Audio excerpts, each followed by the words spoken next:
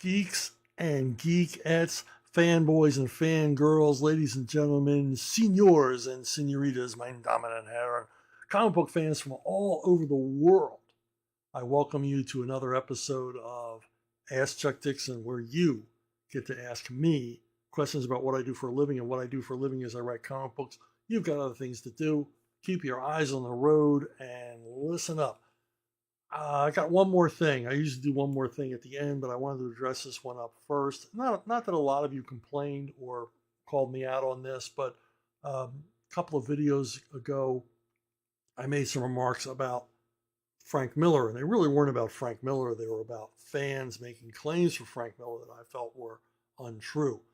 In a Facebook thread, a fan put forth that thought balloons were no longer de rigueur in comics because Frank Miller did away with them using first-person narration, and I kind of called foul on that. He didn't create first-person narration in the captions. This had been done many, many times before in comics, before Dark Knight Rises. So, but I want to make clear that this criticism was of the person making that claim on Mr. Miller's behalf, not a criticism of Mr. Miller himself. I'm sure Mr. Miller would agree with me that he's had many, many influences in his life. Will Eisner, Harvey Kurtzman, Joe Kubert, people like that. And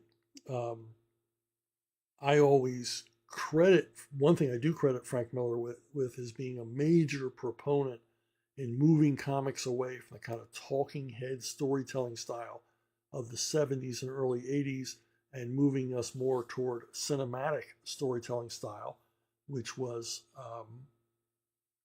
put forward by people like these three men. You know, a more pure comics, visually driven storytelling style. So nobody's going to take that away from Frank Miller. I've pointed out over and over again, in addition to Will Eisner, Joe Kubert was obviously a major influence on Miller's work. If you compare, particularly in the Daredevil period, his storytelling style to Kubert, there's not a lot of daylight between the two. He's not copying Kubert in any way, but he is very much influenced by Joe Kubert's more cinematic storytelling style. And I'm sure that Frank Miller would agree with me that all of us, the generations who followed these great and influential comic book creators, all of us work in the shadow of those men. You know, we're not reinventing comics. We are playing with a lot of the tools that they gifted us with. And, you know, yes, I think a lot of artists make advancements in the medium, innovations in the medium, but the basics were kind of laid down for us by people like Kurtzman, Eisner, you know, Kubert, Wally Wood, Carl Barks, Jack Kirby, Steve Ditko, you know, and I think that Frank Miller would agree with me on that. So once again, I was not criticizing Frank Miller. He did not make those claims for himself, nor do I think he ever would. Lewis Porter Jr. In today's comic book industry, are floppy monthly single issues even viable, or is the correct approach similar to what Rippaverse has done with trade paperback-sized books released every quarter, bi-yearly, or yearly? What is more important, regular monthly, smaller chapter story releases or large, full story releases? Well, I mean, let's face it, the way comics are marketed have changed. Comic books were frequently seen, always seen on the newsstand or spin racks at grocery stores and drugstores, places like that. And this is how they reached their readers. And they were periodicals, they were magazines, they came out monthly or bi-monthly, and they were read by a reading audience, you know, anxious to read the next installment, you know, looking forward to the next comic. Fresh material every month. That was the way they were doing it. Well, that's completely changed now with the direct sales market, with the comic shop, with the abandonment of the newsstand.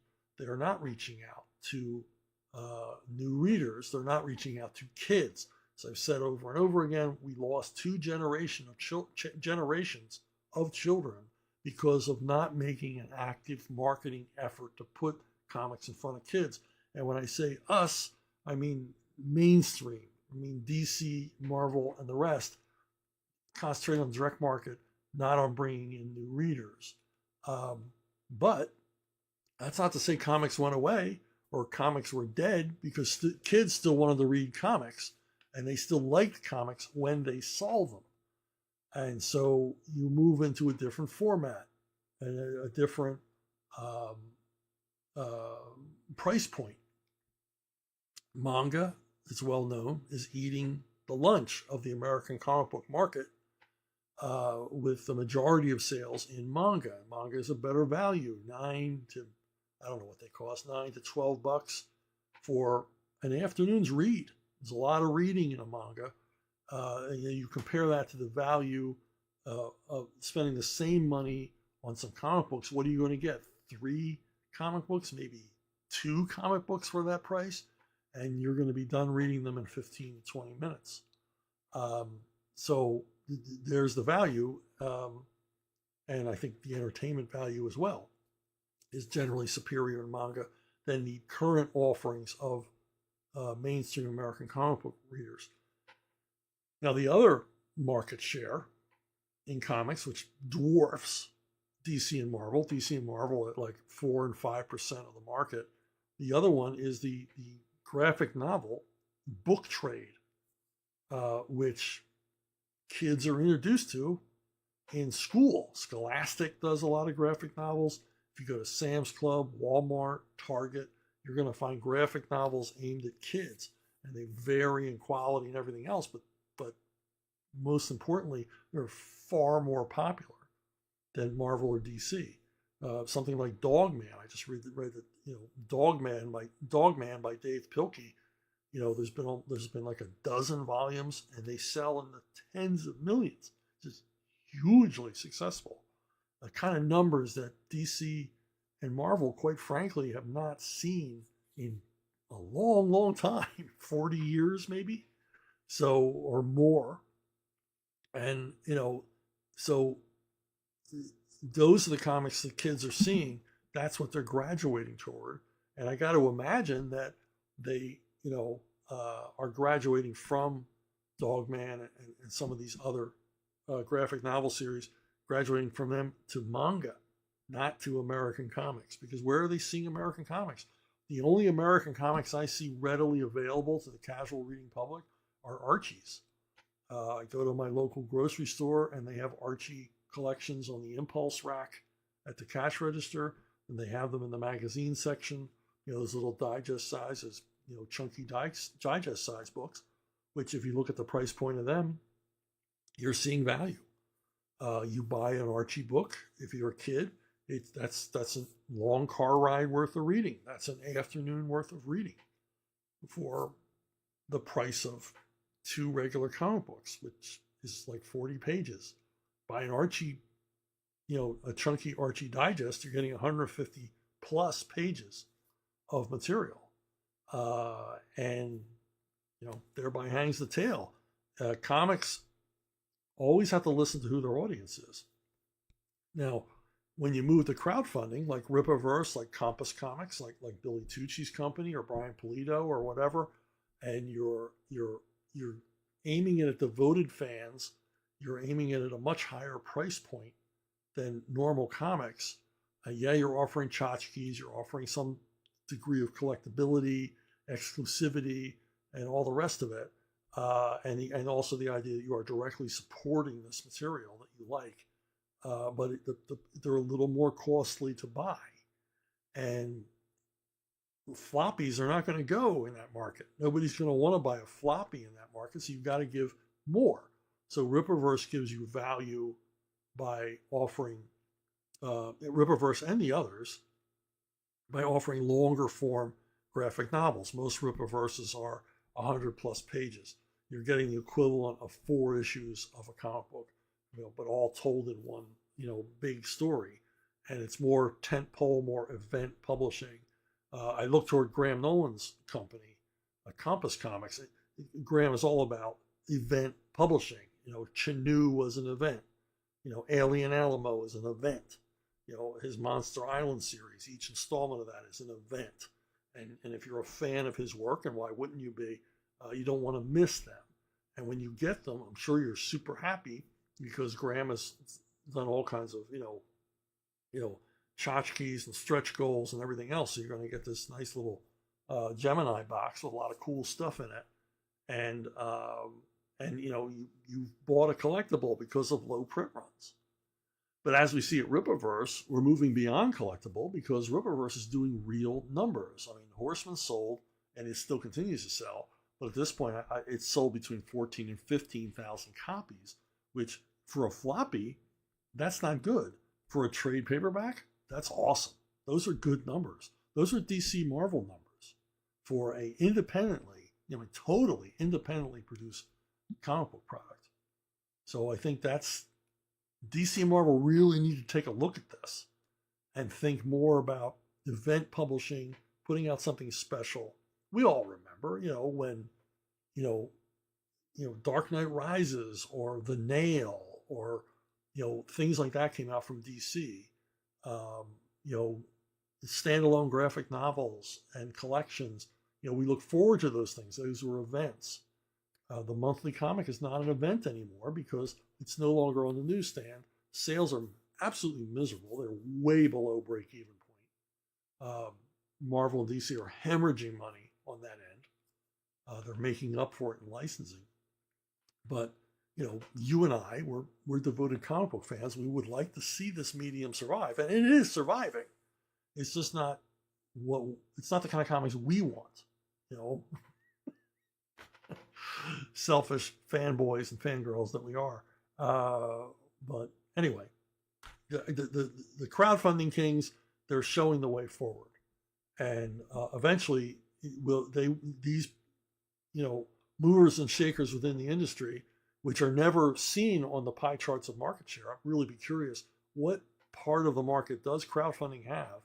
And I'm sure it's inching up or maybe surpassed either DC or Marvel as far as market share. Eventually, these crowdfunders will move into where and are already moving into the retail space. They are moving past funding from the fans to actually reaching casual reading public, more exposure to a public that already wants to buy comics in this form. They already want to spend X amount of dollars for X amount of pages and feel like they got a value. So yeah, comics, floppy comics, sad as it is, I love comic books. I love comic book as a magazine, love the periodicals. I wrote thousands of them. It's over. It's over. And DC and Marvel killed it by abandoning the newsstand. Muttman, speaking of Dogman, can you talk about your experience writing Bruce Wayne, Agent of S.H.I.E.L.D. for the Amalgam crossover? How did all the character decisions get made between the two companies? The end results seem well balanced. Yeah, I got assigned this one. They told me the gag. We're going to mix these characters up. Titles were determined by editors at DC and Marvel. We're going to do, this, that, Hulk thing, whatever they did. We're going to mix up these characters. And then they were assigned to creative teams. And Carrie Nord and I were assigned to do Bruce Wayne, Agent of S.H.I.E.L.D. And I dug the idea. I was already writing Batman. I was a huge fan of Nick Fury and S.H.I.E.L.D., so I was conversant with the stuff. And largely Marvel and DC relied upon that with the creators. They chose creators who were experienced in either one or both of the characters they were writing. And largely left it up to us. Now, I don't know if other writers had a problem with this. The only thing we were told is when you mix the two universes, try to be as try to create a ratio of 50-50. So you're mixing up your references to Marvel and DC characters at an even rate. So both companies get the same exposure. You're not favoring DC over Marvel or Marvel over DC. And I never heard back. I mean, I made the effort to do that. I had a lot of fun doing that. Characters like Moonwing. So, mixing up villains, mixing up heroes, mixing up situations. So I had a lot of fun doing that, and apparently I did okay because I never heard back for rewrites. And I don't know if the other creative teams did either, but I'm assuming if you look at the roster of creators on the Amalgam books, I don't think any of those folks had any trouble with this assignment. Probably had as much fun as I did. If you've never read the Amalgam books, it was unusual. They're unusual to read, and kind of unusual and kind of fun as a writer because they didn't tell complete stories. They were never meant to tell complete stories. They're complete pastiche. You began your story with a little bit of recap to a previous issue that never existed, and then you left off on a cliffhanger that would never be resolved. Your whatever issue you were doing was in the middle of a run of an already existing book, like already existing imaginary series in some parallel universe where DC and Marvel were one company. So it was fun. It was a lot of fun. I'd like to see them do that again with, talented folks like they did it before. Ace Mowick, thoughts on black and white comics that later get colorized and re-released. I find this irritating and the weak excuse I've heard that publishers are essentially doing the same thing in principle by releasing colored comics in black and white, but the phone book size collections has no merit, considering someone can still admire the art and the ink work of the black and white editions, not to mention a more affordable price for the amount of stories you get. And I guess that's what it's about. It's about price point. They feel they can charge more for the color, even though, dirty little secret, printing in color is no longer as prohibitive as it used to be. There's not a whole lot of difference these days, especially with foreign printers. There's not a whole lot of difference between publishing in black and white and color. It used to be really prohibitive, but you can charge a lot more for color for whatever reason. And I don't think that readers give a damn one way or the other. And if you're watching this, you can see a good reason not to color comics. John Buscema, Savage Sword of Conan, inked by Alfredo Alcala. Alcala doing like this Gustave Doré level inking that when you color it, totally loses everything that makes this work fantastic and effective. Much like colorizing movies, where you're just throwing a palette of color over images that were never meant to be in color, that were produced to be in black and white. The cinematographer shot these movies, he lit these movies, that these movies are composed to be in black and white, never to be in color. You, just like the comics and the movies, you add color to it and you de-emphasize the effect the artist was going for. Look at this image with this sort of faded, almost penciled image of Conan, evolving into a fully inked figure. Throw color on that and it's lost. The effect is lost. And often coloring something, just colorizing something, you lose the emphasis that the creator originally went for. You lose important elements within the images that help tell the story, and just sort of come up with a hodgepodge of nothing. And to say that color, the readers want color, well, manga says different. Most manga is entirely in black and white. And I know from independent publishing and everything else, we've determined that the readers really don't care if it's in color or black and white. If it's a good story and they like it. I have a series called Midnight's War. It's a police procedural spin-off from the vampire series that Vox Day and I created. And we're doing this new edition in black and white. And we told the artist, we're going to print it in black and white. And he added washes and tones and just beautiful stuff. I wouldn't want to ever see it in color now. And it just seemed to fit, and readers actually like it better. So why colorize? And I think it's a purely like myopic, stupid business decision. We put this in color, we can charge more. And I like, conversely, I like seeing sometimes I like seeing the color work reproduced in black and white. So I can see like line art, Murphy Anderson's line art on Hawkman, which I could never really see that clearly because of the color. I used to buy all of the showcases and a lot of the Marvel Essentials simply to see the artwork in black and white, just to look at it, curiosity. So there you go. Adam Stackle. Since you brought up War Machine and asked Chuck Dixon number 224, I was curious what you thought of Frank Castle wearing the armor in Punisher 218 to 228. Do you think Frank would take the opportunity to work on a global scale if he had access to that kind of firepower? I think Frank only sees what's in front of him. I don't think he has any, other than pursuing criminals across the globe. I don't think he's not thinking about a global reach. He's just thinking about the most effective way to knock off as many hoods as possible. Now, as far as armored up, I did not see the issues you're talking about, but I armored up, Gary Klopis and I armored up our Punisher early on.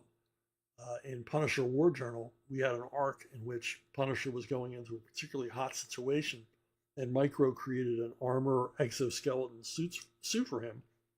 It was kind of a dollar store Iron Man thing.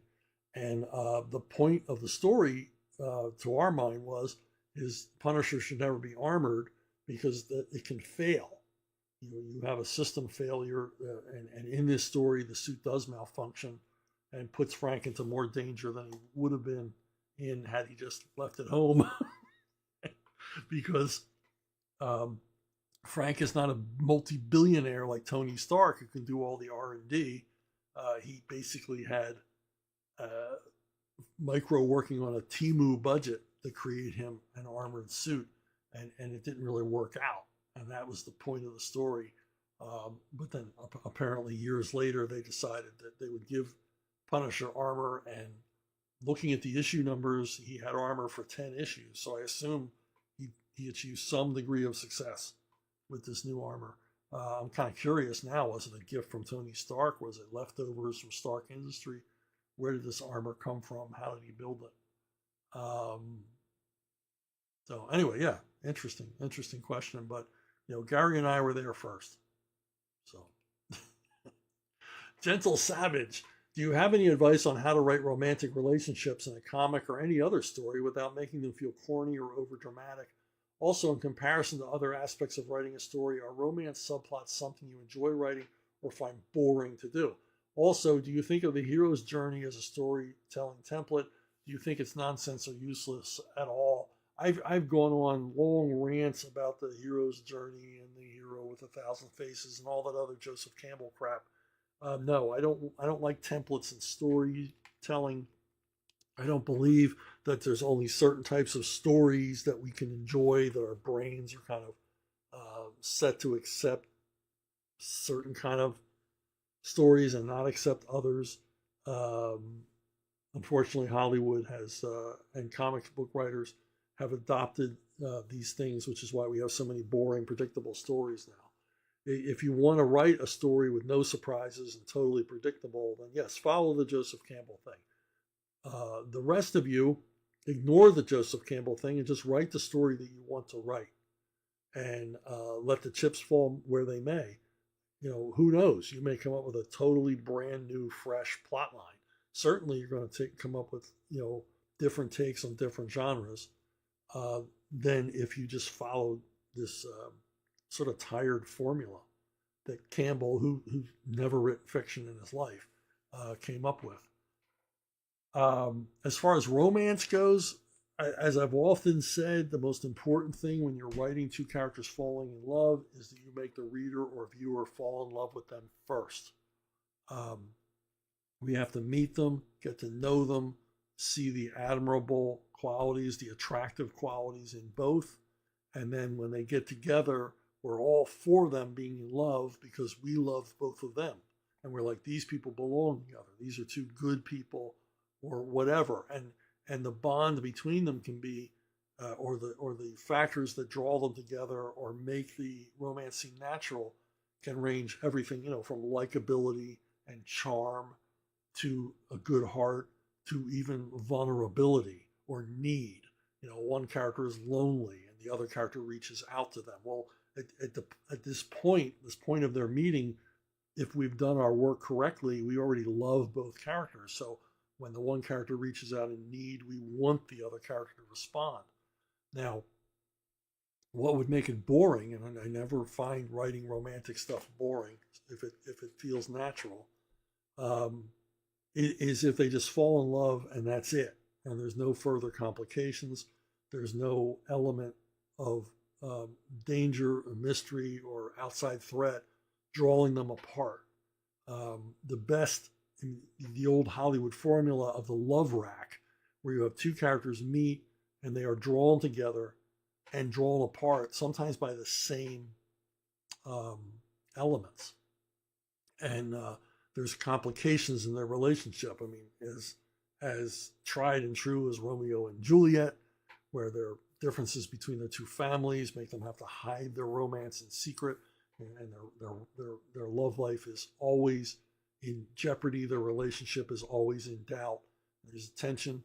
Or something like one that I often point to, The Postman Always Rings Twice, where the bond between the two characters is lust followed by murder. And the murder is what brings them together. They're accomplices in killing someone, and it's what brings them together, but it's also what draws them apart, because once pressure is applied on them, the instinct of self-preservation kick in, and their romantic story is done because the need they feel to betray one another in order to save themselves. So there's a million different ways to write the love rack, which makes writing a believable romantic situation always interesting. Now, in the case of Peter Parker and Mary Jane, or when I was writing Dick Grayson and Barbara Gordon, these are long established characters that the readers already love. We love everything about them. We really like them. And when they join in a romantic relationship, we feel, okay, this is natural. This is good. We want to see this continue. And of course, writers are cruel to their readers. It's okay, we know that. We know you want them to be together. And so we're going to introduce complications and difficulties and obstacles in their path to true happiness. And in many cases, they're never going to reach true happiness. Going to keep that pot boiling, where, you know, their relationship is constantly being threatened by outside elements or human foible or whatever. So yeah, I like writing. You know, I don't write them often, but when they feel natural and they feel good to me, and they feel like the characters earned it, I will write them. And too many times I see in current writing, particularly in shows on streaming shows, I don't feel the characters earned the romance that they're in. They fall in love to advance the story, or they fall in love because it's a convenient trope, or it's an expected trope. But did I believe it that I like these characters? In old movies, which, you know, like old romantic comedies, 30s and 40s, which if you want to write romance, I urge you to watch 30s and 40s romantic comedies. You know, Billy Wilder, Frank Capra, Preston Sturges, and these guys will show you the way. The amazingly brief amount of time in an old movie that they spend setting up the premise of the boy-girl relationship is astounding. I got in the habit of timing. If I'm watching an old movie, my wife and I watch a lot of these. I'm watching an old movie, I'll take note of the time in which the meet cute happens and the story begins. The complications of the story begin, and it's incredible. You know, within 7 minutes, 5 minutes. I think in a movie called Easy Living with Jean Arthur and Ray Milland, it's like 3 minutes. And we know everything we need to know about the two lead characters, and we like them. And when they get romantically involved, we enjoy it. It's fun, and it feels natural, not strained.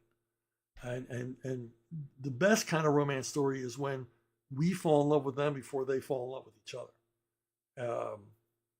So there you go. That's that's all I have to say on the subject of romance and love. Brandon Woodall. Without giving too much away, I'm writing a cosmic mythology mixed story where near the end, The main villain is undone by the very thing he desired because of the twist. I like a lot of what I planned for it, but what concerns me is the possibility of it rendering the hero's actions unnecessary, that if they had just let the villain go after what he wanted, all of their hardships could have been avoided. Do you have any suggestions for what I can do about that? Well, it sounds to me like the ending of your story is the story. That this revelation or twist or turn at the end that brings the villain to ruin. That is your story. You're writing and setting everything up toward that ending. The fact that at the end of the story the hero is redundant or didn't have a place, I wouldn't be so concerned about that, because you're instilling in the reader the belief that the hero is important to the story. And in the end, we find out his actions didn't matter. It's kind of a second twist of the tale. And written properly, most readers won't even realize that's the case. But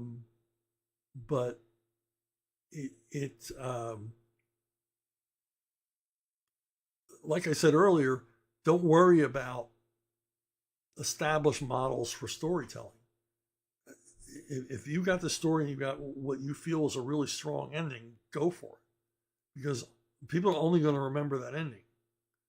That's going to be, the thing they take away. Is if the ending is surprising enough and innovative enough and cathartic enough, that's what they're going to remember. They're not going to remember the process leading up to it. And there's been lots of stories written in the past where characters, either the lead character wasn't as important to the story in the end as he appeared to be throughout, or even stories where the lead character actually made things worse by their involvement. I remember my family and I went to the drive-in back in the 60s, and one of the movies at the drive-in was called Shenandoah, a movie with Jimmy Stewart. It was a Civil War era story in which Stewart's son gets drafted or pressed into joining the Confederate Army, or taken prisoner. I can't remember what. But anyway, their son disappears from the farm and ends up, in the middle of the hell of the American Civil War. And rather than sit home and wait for his son to return, Jimmy Stewart packs up the family into a wagon and goes looking for the son.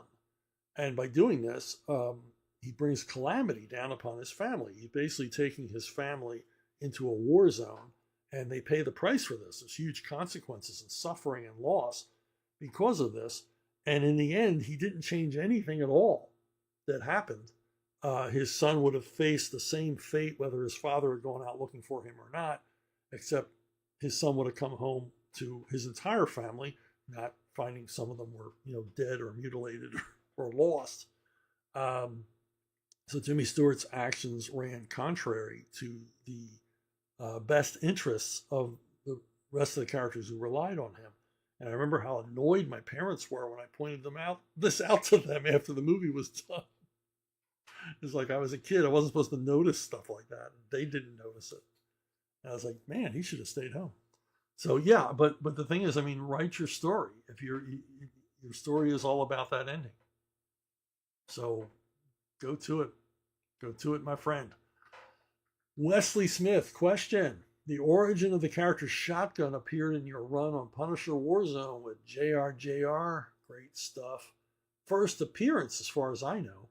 He was teased in Stan's Soapbox or something back in the day to have a graphic novel miniseries of his own. Don't think that ever happened, but I think you were on the listed creative team. He's popped up a few times in the last 30 years, always in books drawn by Johnny Romita Jr. What's the story in the creation of that character? He's 90s as hell in a good way. I like that dude. Well, Johnny brought Shotgun to us pretty much full blown, full scale. He'd already figured it out. I remember our first meeting. We had a lot of meetings in that first arc on Punisher Warzone because Don Daly really wanted the book to succeed. And Johnny wanted some input on the creative end of it. And I welcomed that, of course. We had any number of people at lunches discussing what to do in the first 6 issues, or first 6-issue arc. And Johnny was there for a couple of the meetings. I remember when we sat down, we had never worked together before. Um, his two main interest points were first that Frank Castle, we lean into Frank Castle being Italian, being a Brooklyn guy and an Italian guy. And I'm like, hey, I'm cool with that. I like that. I like that idea a lot. I can do a lot with that. And I said, let's go all the way and have him infiltrate the mafia. It takes on a new persona, Johnny Tower, and becomes, a undercover mafia hood to take down the Carbone family from the inside. Johnny liked that idea a whole lot. Everybody liked that idea a whole lot. And then Johnny said, well, I have this character. His name is Junior Walker. His name is Shotgun. And I want to introduce him. And I'm like, and he had some drawings. I'm like, cool, I like this. He's like a 1970s black exploitation character, kind of Truck Turner kind of guy. Or even closer, the character that Rosie Greer played in a recurring role on Kojak as a shotgun-wielding bounty hunter. And I said, yeah, I dig that a lot. I was like, I can work this guy into the story, make him an integral part of the story. I got no problem at all. I remember Johnny saying, his name is Junior Walker. Remember Junior Walker and the All-Stars? I'm like, yeah, I remember them. He goes, they had that song Shotgun. I'm like, yep, I remember that. That's cool. That is a cool idea. Let's do that. Now, I remember the Stan Soapbox thing announcing that, or it was in Marvel Age or something like that, where Johnny was saying that he wanted to continue and do a miniseries or graphic novel. I don't think my name was mentioned in connection with that. I think Johnny planned on working with Howard Mackey. Howard and Johnny worked together quite a bit. They collaborated quite a bit there in the 90s at Marvel.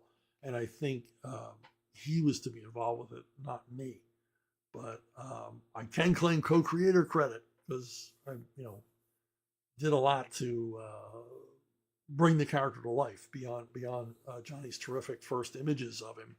So, but yeah, I don't think I was ever considered part of that. But yeah, that was largely Shotgun is all Johnny Romita Jr.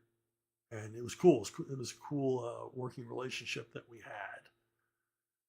Ryan Howard, I recently started reading your Detective Comics run from the beginning as a prelude to rereading Nightfall. I noticed in your first 3 arcs you opted to pit Batman and Robin against either reimagined obscure villains, Cluemaster, Electrocutioner, or entirely new villains, General, Cypher, Bane. Was it your idea to rely more on your creations leading into Nightfall, or were you specifically assigned to expand the Rogues Gallery a bit more leading up to Nightfall?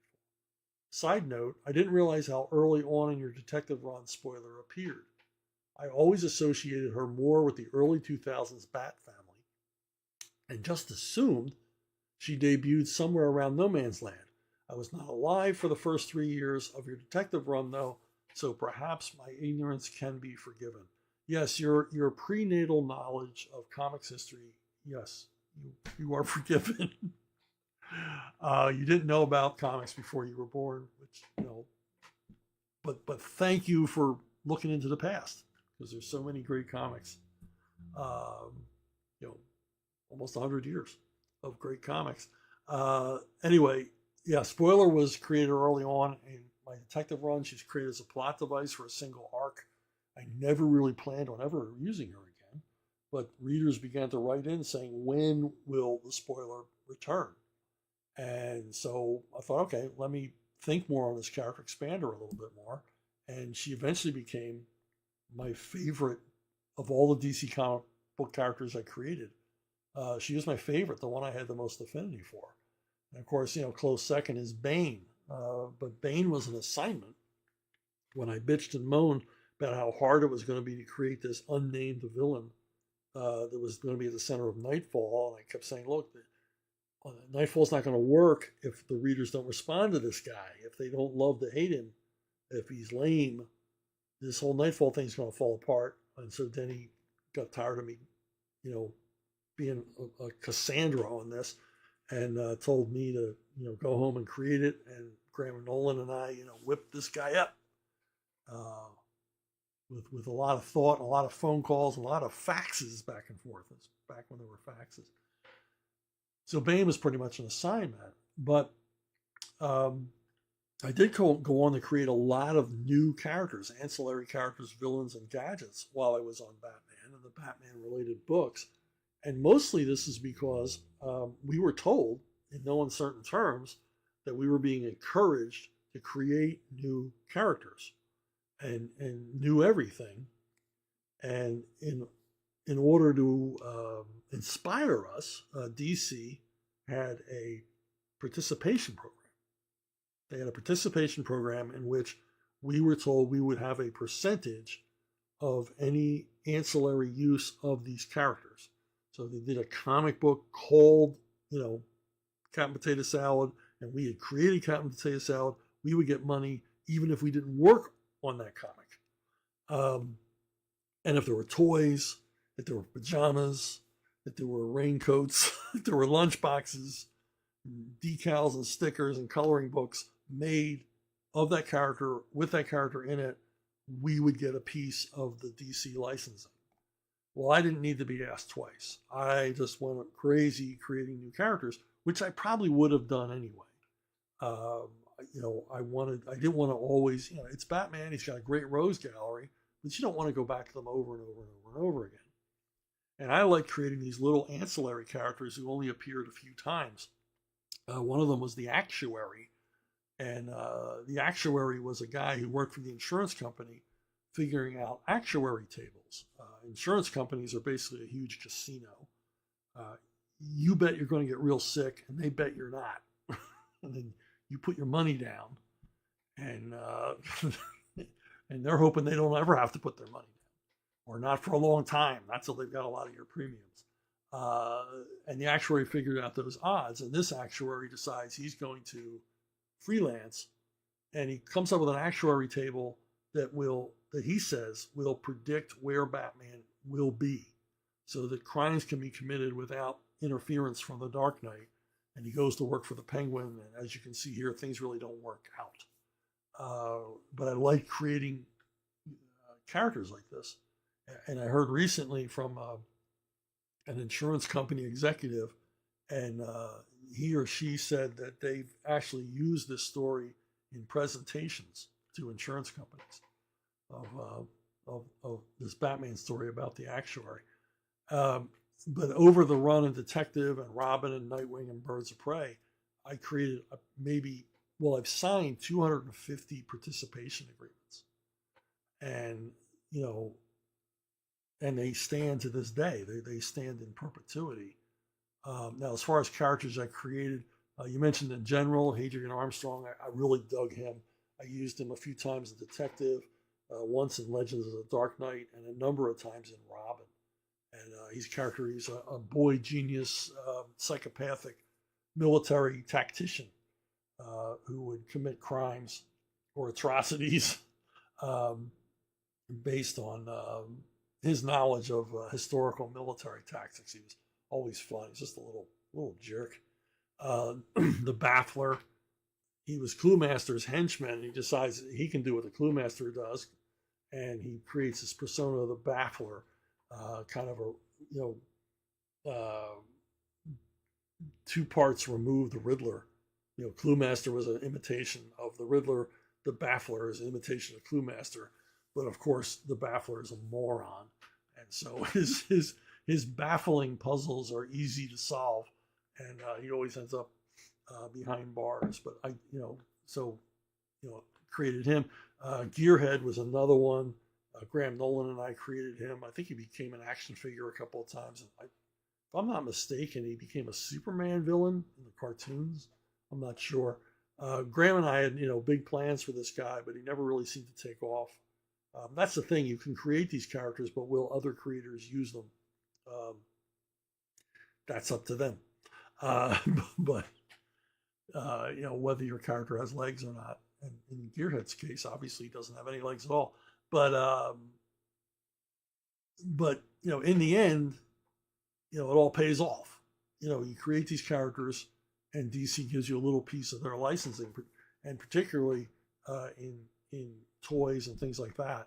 a character like Bane, pays and pays and pays, or something like the Redbird, by naming Robin's car the Redbird, Tom Grummett and I get royalties whenever it's turned into a toy, even if it's a motorcycle. It doesn't even have to be a car. It doesn't even have to look like the one in the comic, as long as it's called the Redbird. And I noticed in recent years they just call it the Robinmobile. I guess it's to get out of giving Tom and I any money, but or they've forgotten what it's called. But that was the impetus. Like I said, I probably would have created a bunch of new villains and ancillary characters anyway, but the impetus for creating them. And in recent years, DC's become sort of expanded that idea by paying for story content. So I've gotten checks off of movies and TV shows I've never seen because they used elements or plot lines or whatever, dialogue, that I wrote in the comics, and they used it in a movie or television show. And this goes for DC only. At Marvel, you get jack squat for anything they decide to use. They might pay up a pittance. I mean, the little amount of money they've paid for characters that they literally made billions off of is sad and pathetic. But at least DC give you a little taste of the cash. Thomas Pellegrino. If you were given carte blanche from Marvel higher-ups to do a 2-year-long Punisher epic, what kind of stories would you do if broken down to 4 separate story arcs? And what current artists would you pick for each arc?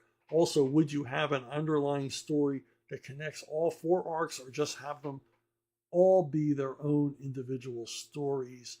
I'd probably be tempted to tell a 2-year-long story broken up into like 6-issue arcs. Each of those 6-issue arcs would be equivalent of like a feature film. So you'd have the original story and then 3 sequels. All Punisher stories, in my mind, all good ones, are deconstructed plot lines, which means that Frank Castle sets a goal or mission for himself, and then everything goes wrong. Problems arise, often caused by Frank himself. And he's got to shoot himself. He's got to shoot his way out of the problems he's surrounded himself with. And I would go with that, but I would probably write like a mega deconstructed story where the initial 6-issue adventure, I'm just spitballing here, blue sky, and the initial 6-issue event would be a standard Punisher stalking a guy and everything else. But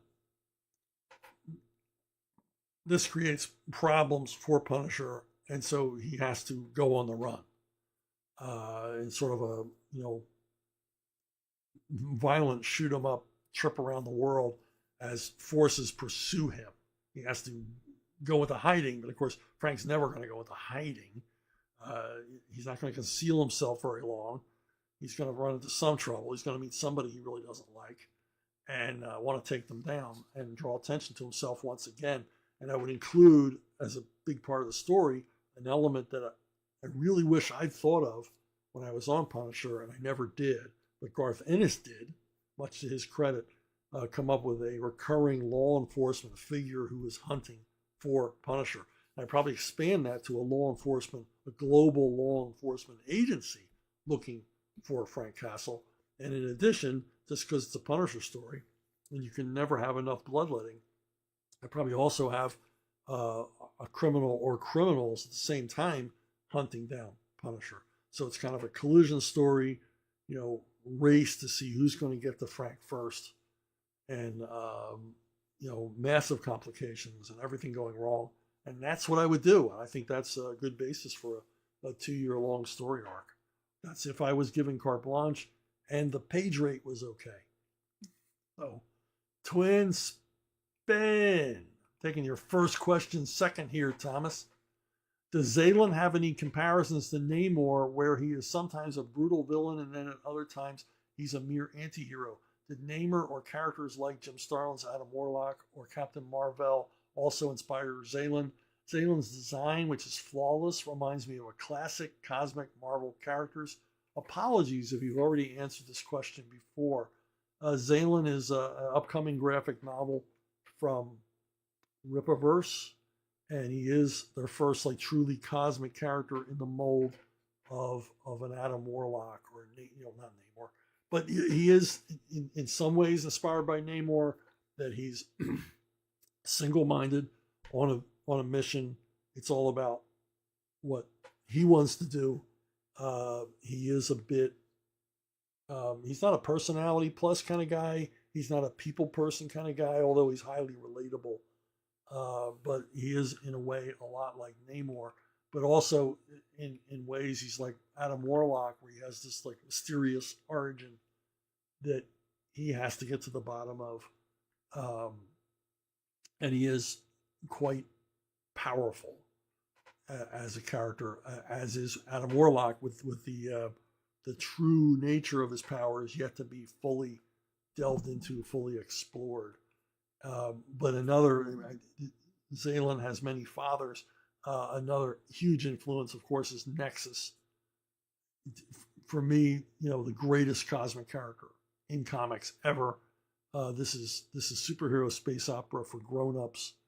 Namor, big influence. Mike Barron's work on this is seminal, and a huge influence on so many creators who were coming up in the 80s, and one I look forward to rereading again and again and again. Green Lantern, another one, because Zaylan sometimes will cooperate with this intergalactic law enforcement agency when it suits his purposes. So I don't want to reveal much more about Zaylan, except it will be out soon, and I think you'll dig it. And Joe Bennett's art is just mind-bending. As the Saskas refer to Zaylan, it's trippy. And yes, it is very, very trippy. Kian Kurji. Have you ever read anything by James Ellroy? I'm about halfway through The Black Dahlia, and it's really good.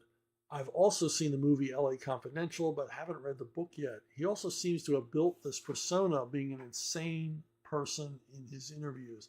Yeah, James Ellroy is probably not a guy you want to go on a long car ride with. He's not the guy that you want to sit next to and coach on a plane. I don't know how much of that is like made up for entertainment purposes or is the real him, but he seems to be a bit of a prickly pear, which is cool. I like my authors who are prickly pears. I don't want my authors to be, I like iconoclastic individuals, loners, which Ellroy very much is. Yes, I was a big fan of Ellroy, and of course, LA Confidential. I read Black Dahlia, which came out just before LA Confidential, but I was a fan of his before. He did a series of Lloyd Hopkins books about an LA police detective, and they appeared in paperback, and I read all of them, so I was a big fan of his, even before he moved into doing these period set, LA cycle of stories.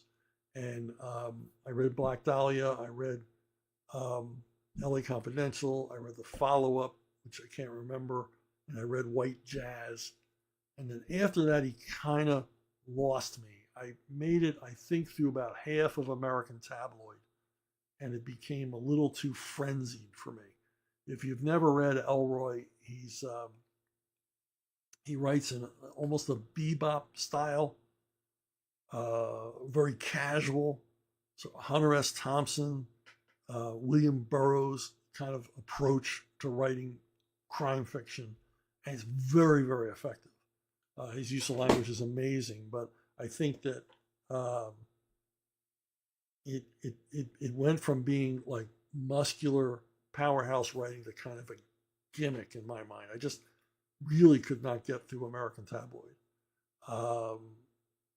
It was too much. But that said, all the early novels I really like. In fact, LA Confidential, I've gone back and I've reread the first chapter of that any number of times. I'm probably going to do it as soon as I'm done here. I'll pull that book off the shelf and just reread that first chapter, because it's just 101 on action, how to mix action and exposition and suspense all in just a few pages. Just a terrific piece of writing. So yeah, big fan. Big fan. Bruno Bookstore at gmail.com. Bruno Bookstore at gmail.com is the best way to reach me if you want to have a question, suggestion, whatever. It's the most reliable way to reach out to me. And that's it for this week, sadly. The show comes to an end. Thanks for listening. Thanks for watching. Thanks for likes and subscribing and all the rest. And hopefully I'll see you all down the road.